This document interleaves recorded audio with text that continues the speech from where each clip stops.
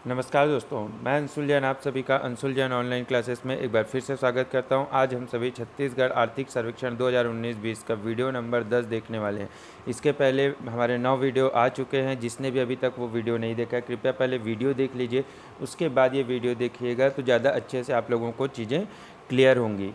ठीक है, आज हम सभी अध्याय 7 देखने वाले हैं। अध्याय 6 तक हम लोगों ने कंप्लीट कर लिया है।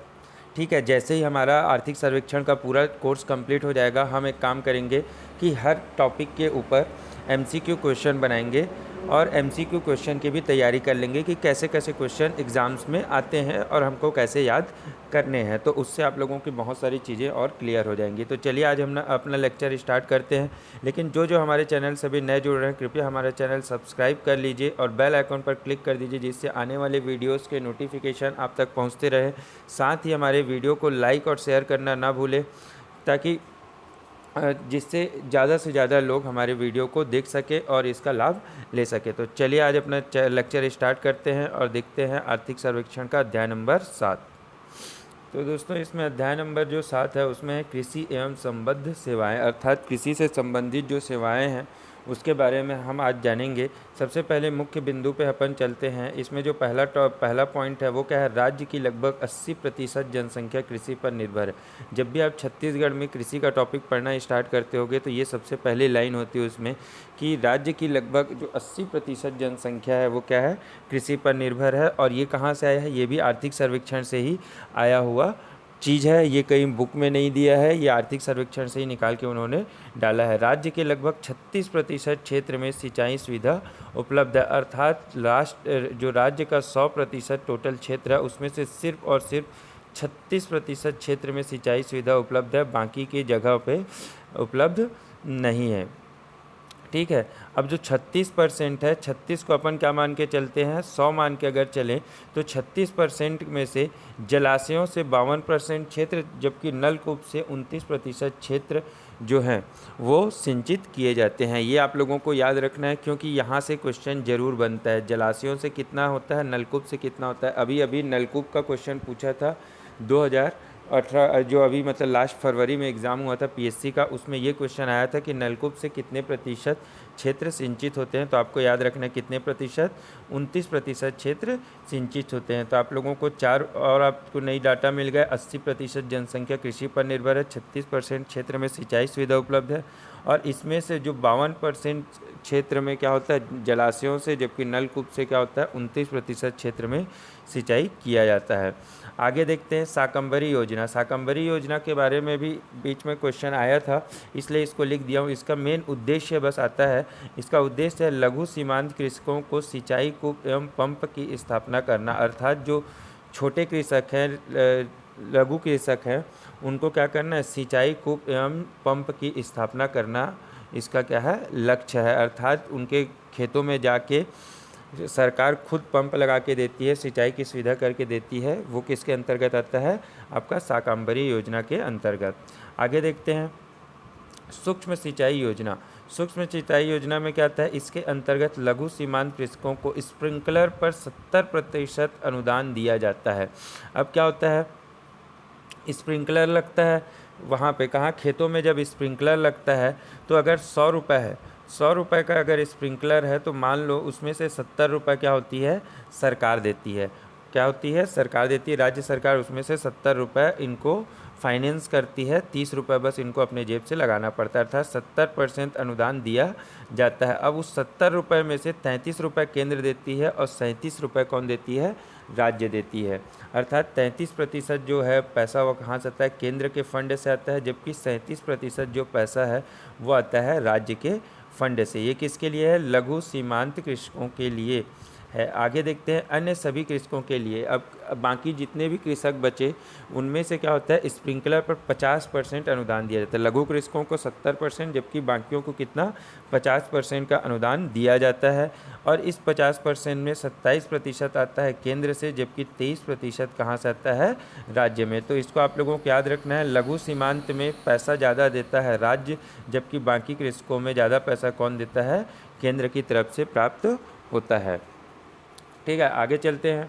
अब आता है फसल क्षेत्र का वृद्धि दर, प्रतिशत वृद्धि दर एवं जीएसडीपी में हिस्सा। अब हम लोगों ने जितना भी चीज़ देखा है, इसके पहले हम लोगों ने प्राथमिक क्षेत्र देखा था, प्राथमिक क्षेत्र में से अब सिर्फ अपन लोग क्या देखेंगे, कृषि देखेंगे। तो कृषि में जो वृद्धि प्रतिशत है 2018-19 में वो थी 15.89, जबकि 2019-20 में कितनी है, सिर्फ 2.05 वृद्धि प्रतिशत है। ये पिछले वर्ष की तुलना में कितनी थी, 2018-19 में 15.89, दोनों आपको याद रखना है, जबकि 2019-20 में ये थी 2.05।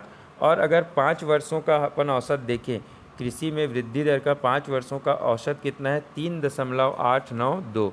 कितना औसत है 5 वर्षों का, 3.892% जो है इसका औसत वृद्धि दर ज्ञात किया गया है। जबकि योगदान, अर्थात इसको योगदान या बोलें या फिर हिस्सा बोले तो कितना होता है, 2018-19 में इसका हिस्सा था 10.59, जबकि 2019-20 में इसका जो हिस्सा है वो कितना हो गया, 10.19% हो गया है। अर्थात ये घट गया है, इसका प्रतिशत जो है योगदान का वो क्या हो गया है, घट गया है। और 5 वर्षों का, पिछले 5 वर्षों का अगर हम औसत देखें तो क्या है, 5 वर्षों का जो औसत है वो 10.792 है, 10.792% इसका योगदान है। योगदान कितना है, 2018-19 में थे 10.52, 2019-20 में घट कर हो गया 10.19, जबकि इसका 5 वर्षों का औसत है 10.792%। ठीक है। अब एक और महत्वपूर्ण चीज़ बताता हूँ आप लोगों को, 5 वर्षों का देख लिए, अब हम लोग देख लेते हैं 7 वर्षों का, अर्थात 2013-14 से 2019-20, 6 वर्षों का, 7 वर्षों का जो भी है। ठीक है, ये देख लेते हैं, क्योंकि आपको जो बुक है, बुक में आप लोगों को 2013-14 से करके दिया हुआ है, इसीलिए मैं आप लोगों को ये सब चीज़ें करवा दे रहा हूँ, ताकि अगर एग्ज़ाम में एक एडवांस लेवल का भी क्वेश्चन आ जाए तो कोई भी दिक्कत ना हो। तो 2013 से अगर औसत देखेंगे तो कितना है, 3.67% वृद्धि दर है। कितना है वृद्धि दर, 3.67% जो है कृषि क्षेत्र का वृद्धि दर है या फिर फसल क्षेत्र का, जबकि 11.69 इसका, 11 कितना है, 69% जो है इसका औसत है, किसका, योगदान का, हिस्सा का औसत कितना है, 11.69% इसका हिस्सा है। चलिए आगे चलते हैं और आगे देखते हैं अब चीज़ें। अब एग्ज़ाम में जो क्वेश्चन पूछे जाते हैं वो भी, जिस टाइप के क्वेश्चन आते हैं आजकल वो भी बता देता हूँ। पिछले 5 वर्षों में फसल क्षेत्र का प्रतिशत वृद्धि दर व प्रतिशत हिस्सा दोनों क्या रहा है, उतार चढ़ाव भरा रहा है। दोनों क्या रहा है, पिछले 5 वर्षों में, चाहे वो प्रतिशत का वृद्धि दर का हो चाहे योगदान का हो, दोनों का प्रतिशत क्या रहा है, उतार चढ़ाव भरा रहा है। आगे देखते हैं, प्रधानमंत्री स्वायल हेल्थ कार्ड वितरण योजना। प्रधानमंत्री स्वायल हेल्थ कार्ड वितरण योजना ये कब से चालू हो गई थी, 19 फरवरी 2015 को इसका शुभारंभ किया गया था। कब किया गया था, 19 फरवरी 2015 को स्वायल हेल्थ कार्ड वितरण का योजना का शुभारंभ किया गया था। आगे देखते हैं, राज्य में जैविक खेती को बढ़ावा देना। राज्य में जैविक खेती को क्या कर रहा है, बढ़ावा देने के लिए भी योजनाएं चलाई गई है। तो उस योजना के अंतर्गत जो चीज़ आते हैं वो आते हैं 2014 से राज्य पोषित जैविक खेती मिशन, राज्य पोषित जैविक खेती मिशन, जबकि 2016 से केंद्र परंपरागत कृषि विकास योजना। केंद्र प्रवर्तित का मतलब क्या होता है, केंद्र की तरफ से चलाई जाने वाली जो योजना है उसको बोलते हैं केंद्र प्रवर्तित।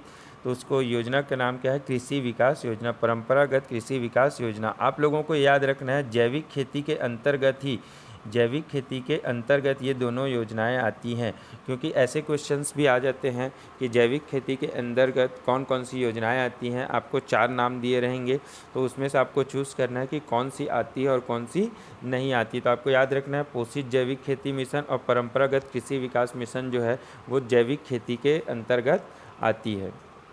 आगे देखते हैं, योजनाएं 5 जिलों से प्रारंभ की गई थी। ये जो दोनों योजना है वो कहाँ से प्रारंभ की गई थी, 5 जिलों से प्रारंभ किया गया था, अब विस्तार करके सभी जिलों में कर दिया गया है। ठीक है, कहाँ से इसको विस्तार किया गया था, चालू किया गया था, सिर्फ 5 जिलों से चालू किया गया था, लेकिन अब इसको बढ़ा के क्या कर दिए गया है, सभी जिलों में कर दिया गया, पूरे 27 जिलों में। अब एक कुछ चीज़ें और देख लेते हैं, पूर्ण जैविक जिले। पूर्ण जैविक जिले ये जो जैविक खेती वाला जो योजना था उसी के अंतर्गत 5 ज़िले हो गए थे। उसके बाद क्या होते पूर्ण जैविक ज़िले घोषित किए गए थे। ये क्वेश्चन भी आ चुका है कि जैविक ज़िलों की संख्या कितना है, तो जैविक ज़िलों की संख्या कितनी है, हमारे पास 5 जैविक ज़िले हैं, गरियाबंद, बीजापुर, सुकमा, दंतेवाड़ा और नारायणपुर। अभी तक हमारे पास ये क्वेश्चन आया था कि कितने जैविक ज़िले हैं।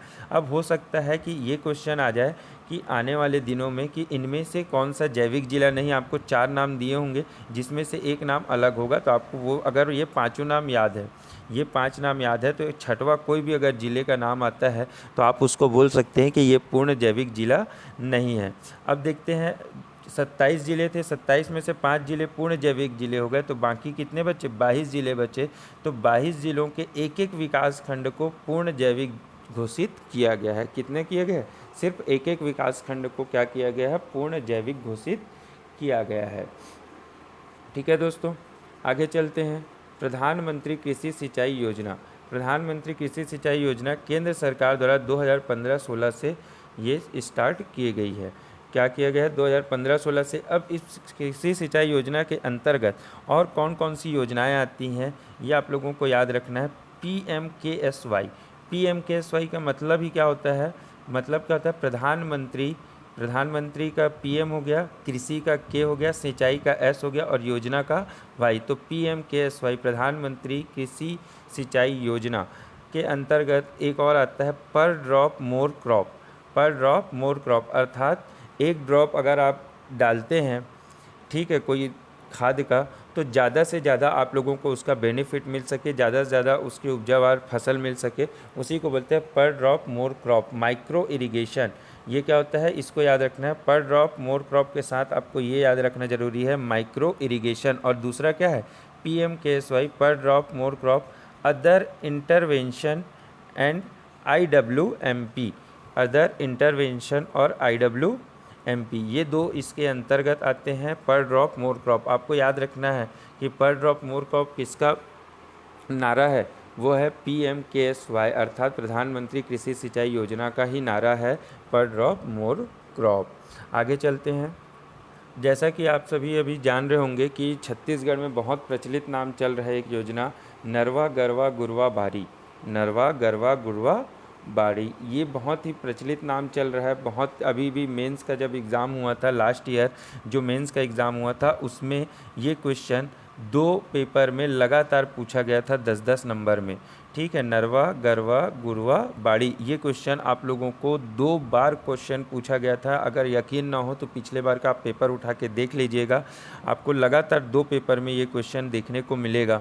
ठीक है, जिसने भी तैयारी नहीं की थी उसके साथ गलत हो गया, लेकिन तैयारी करनी चाहिए थी क्योंकि ये बहुत ही ज़्यादा फोकस में था। तो नरुआ का मतलब क्या होता है, उपलब्ध जल स्रोतों का संरक्षण, अर्थात जो नदी नाले आप लोगों को दिखते हैं छोटे छोटे, वो जल स्रोतों का संरक्षण करना ही नरुआ है। प्रथम चरण में 550 नालों का चयन किया गया था। प्रथम चरण में कितने नाले, 550 नालों का चयन इसके अंतर्गत किया गया था। आगे देखते हैं गरुआ, गरुआ मतलब जो गाय होते हैं, गाय बैल ये सब जो होते हैं वो क्या होता है, गरुआ के अंतर्गत आते हैं।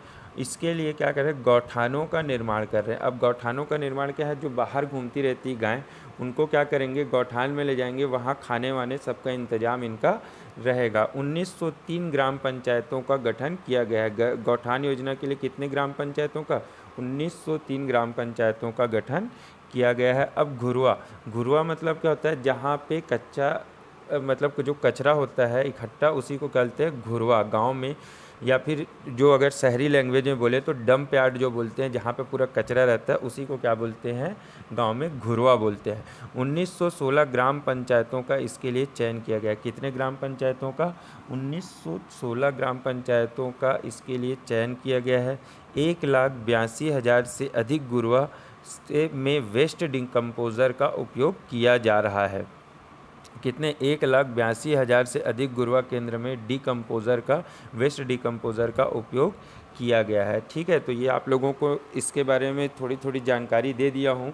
ये भी इसकी योजना का जो प्रारंभ हुआ था वो फरवरी 2019 में इस योजना का प्रारंभ किया गया था। कब किया गया था, फरवरी 2019 में, तो ये भी आप याद रख लीजिएगा। आगे देखते हैं कृषि विपणन। कृषि विपणन क्या है, वर्तमान में राज्य में लगभग 69 कृषि उपज मंडियां एवं 118 उप मंडियां कार्यरत हैं। ये क्वेश्चन भी आ चुका है पहले, तो आप लोगों को याद रखना है कितनी कृषि उपज मंडी है, 69 69 कृषि उपज मंडी है, जबकि 118 जो है उप मंडियाँ छत्तीसगढ़ में स्थित हैं। आगे देखते हैं राष्ट्रीय कृषि बाजार। राज्य के 14 कृषि उपज मंडियों को कृषि बाजार द्वारा जोड़ा गया है। कितने? राज्य के लगभग 14 कृषि उपज मंडियों को कृषि बाजार द्वारा जोड़ा गया है। अब प्रथम चरण में जो 14 कृषि उपज मंडी में से जो कौन कौन से उपज मंडी हैं वो देख लेते हैं। प्रथम चरण में जो जोड़ा गया है वो जोड़ा गया है राजनांदगांव, कवर्धा, भाटापारा, कुरुद और नवापारा को। आप लोगों को ये नाम बिल्कुल याद रखने हैं, 14 के 14 नाम आपको याद होने चाहिए। प्रथम चरण में किसे जोड़ा गया है? राजनांदगांव, कवर्धा, भाटापारा, कुरुद और नवापारा की कृषि उपज मंडियों को जोड़ा गया है। और द्वितीय चरण में जोड़ा जा रहा है रायपुर, दुर्ग, धमतरी, बिलासपुर, जगदलपुर, राजिम, बालोद, मुंगेली और रायगढ़ को। इनको इसके तहत जोड़ा जा रहा है। 5 पहले जुड़ गए तो जो बचे 9 हैं उनको द्वितीय चरण में जोड़ा जाएगा। ठीक है, आगे देखते हैं एग मार्क। एग मार्क क्या होता है? Agmark red net portal अगस्त 2006 से छत्तीसगढ़ प्रदेश की 69 कृषि उपज मंडियों व 118 उप मंडियों में प्रेषित है। एग मार्क जो नेट पोर्टल है वो कितनी उपज मंडियों में है? पूरी उपज मंडियों और पूरी उप मंडियों में इसे प्रेषित किया जा रहा है। जबकि ये कब चालू हुई थी? अगस्त 2006 से छत्तीसगढ़ में आरंभ की गई थी। आगे देखते हैं फल सब्जी मंडी। फल सब्जी मंडी रायपुर, बिलासपुर, दुर्ग, राजनांदगांव, पखांजूर एवं रायगढ़ में है। फल सब्जी मंडी सिर्फ और सिर्फ कितनी जगहों पे है? 6 जगहों पे है, या फिर ये कहूँ, हाँ 6 जगहों पे है। रायपुर, बिलासपुर, दुर्ग, राजनांदगांव, रायगढ़ और एक हो गया पखांजूर। पखांजूर एक ऐसा जगह है जो जिला नहीं है लेकिन वहाँ पे फल सब्जी मंडी लगाई जाती है। आगे एक और चीज़ है, रायपुर व पखांजूर बंद हो गई है, बाकी जो बचे 4 हैं वो भी अभी तक सुगमता से चल रहे हैं और आगे भी उम्मीद है चलते रहेंगे। आगे देखते हैं आदर्श मंडी।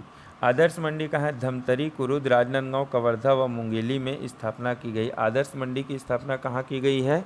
धमतरी, कुरुद, राजनांदगांव, कवर्धा, मुंगेली में स्थापना की गई है। एक क्वेश्चन मैं यहाँ पे जो लिखना भूल गया हूँ एक चीज़, वो है किसान मंडी मॉल। किसान मंडी मॉल बहुत ही फेमस क्वेश्चन है व्यापम और पीएससी का। ये कम से कम 8 से 10 बार अभी तक पूछा जा चुका है। किसान मंडी मॉल कहाँ है? तो किसान मंडी मॉल है राजनांदगांव में। ठीक है, कहाँ है? राजनांदगांव में किसान मंडी मॉल खोला गया है, जो पहला मंडी मॉल था छत्तीसगढ़ का। तो दोस्तों आज ये लेक्चर ख़त्म करते हैं। अध्याय नंबर 7 का ये एक पार्ट हो गया है। आगे की और बहुत सारी चीज़ें हैं, पशुधन है, अभी जल सुविधा है, उद्यान है, बहुत सारी चीज़ें हैं वो अभी कवर करनी बाकी है। लेकिन एक चीज़ मैंने आप लोगों के लिए यहाँ पे कवर कर दी है और आगे भी करते रहूँगा। अगर वीडियो अच्छा लगता है तो लाइक और शेयर ज़रूर कीजिए और अपने दोस्तों के साथ भी इसे शेयर कीजिए। Thank you guys.